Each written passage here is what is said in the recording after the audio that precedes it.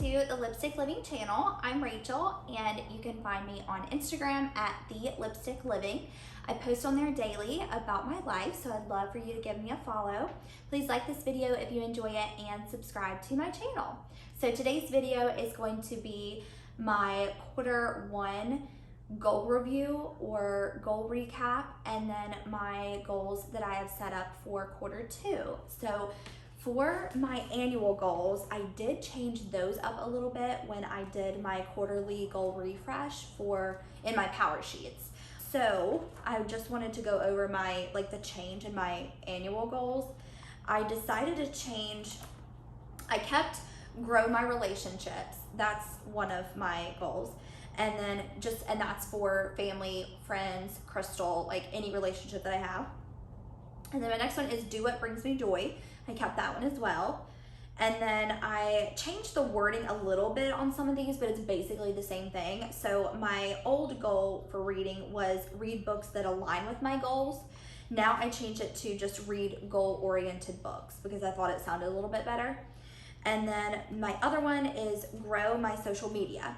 So I used to have it worded as grow my channel by posting consistently, but now I changed it to grow my social media, just Instagram and YouTube, that's all I do. So I wanted to change it to that because I don't want to only focus on YouTube. I want to focus on my Instagram as well. And then my next one is do what makes me feel good, and I did keep that one. That is basically my health section where I focus on whatever makes me feel better, like water, vitamins, eating healthy, moving my body, yoga, stretching, meditating is even included in that as well for my because it makes me feel better mentally. So all of the things are included in that health section. And then my next one was to save $10,000 by the end of the year. And I do still have that on there. I do want to eventually buy a house in the next few years. So I don't know if I'll be able to save up to that amount, but I do want to try. I do want to make a budget, and I do have plans on doing that in Q2. So I do have that as one of my annual goals. And then my next one is to start planning my Europe trip for next year. Or how I had worded it before was just plan my Europe trip, and I just said start planning Europe trip. So that way it's not like I don't have to necessarily plan it in Q2, but I think if I start planning it by Q3, that'll give us enough time because we plan to move our Europe trip to March of 2023. So that'll give me at least basically 3 full quarters to plan it, which I think is enough time. So then my last one is my home goal. So I used to have it worded as make an aesthetically pleasing home, but now I've changed it to make new home functional and appealing because we are moving. So I'm wanting to make it functional as far as decluttering everything before we go so that it's way easier. We don't have to sift through the mess and things are put away. Everything has a home so that it doesn't look cluttered. And then I also want to make it look appealing. So buying decor for it if we need to and decorations and things. So I'm going to start working on that in Q2. Some of these I might not start until a little bit later in the year, but so my Q1 goals were mainly to focus on mailing my grandma a tape every month. That was my main relationship action item that I wanted to do, was to record myself reading a tape for her and mailing it to her every month.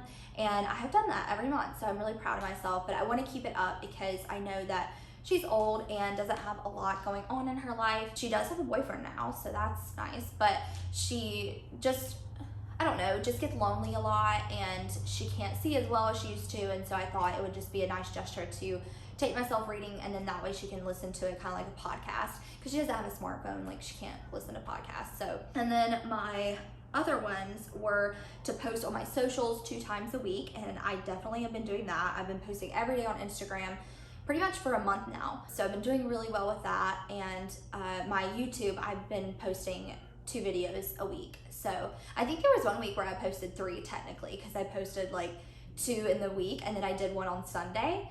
So I did 3 one week, but I don't think I can work up to that just yet. I think I'm gonna need all of Q2, and then maybe in Q3 I can bump it up to 3 videos a week. We'll see how it goes, but I don't wanna do it too quickly. I don't wanna push myself too much on that and then not meet it and feel bad and kind of like give up, because I have done that on other goals before. So I'm just taking it slow, little by little, and the whole Cultivate What Matters motto is little by little. Like that's their main theme, and it works. It really does. I've seen other goals that I've had get a lot of progress when I do really small steps, and it might take longer, but I get there. Whereas if I'm like pushing myself and saying, oh, I'm gonna do something every single day when I've never done it before, there's obviously gonna be issues with that. Like there's gonna be one day life happens and you're not gonna be able to do it. And then if you have the mindset of, oh, if I mess up one day, then just to give up on it, then you're never gonna get anywhere. So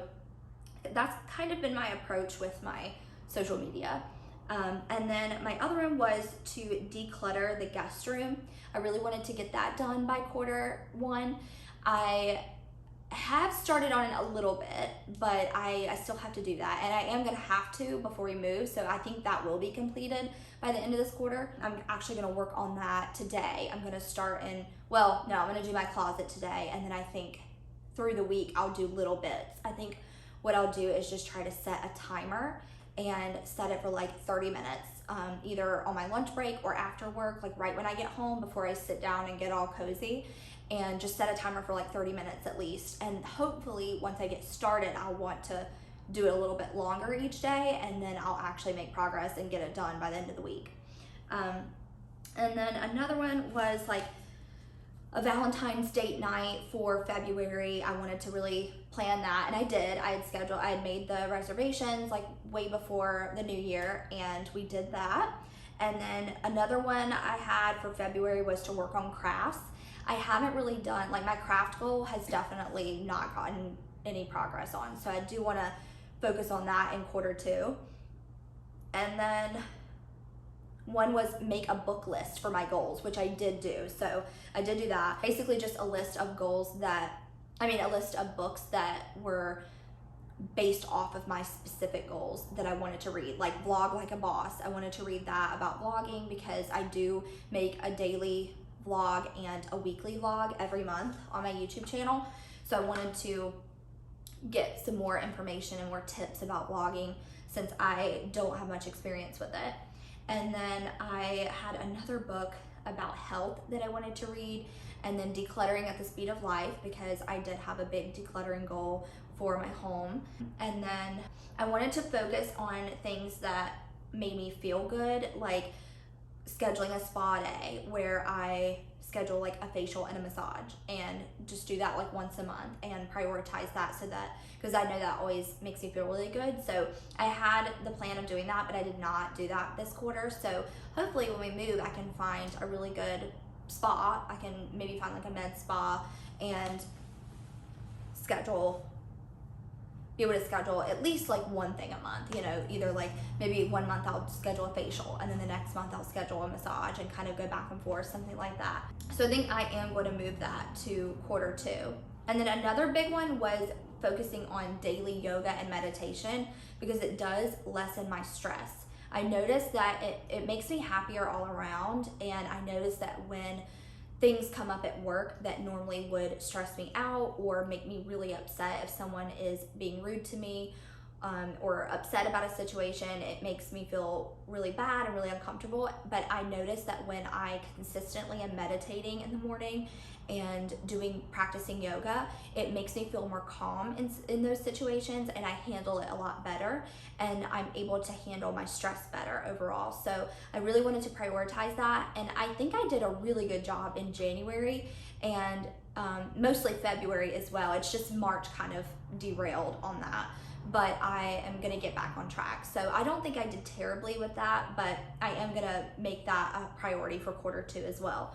So I don't have every single month for Q2 filled in. Basically, I use this yearly overview in the Power Sheets. It's pages 50 and 51 if you use the Power Sheets.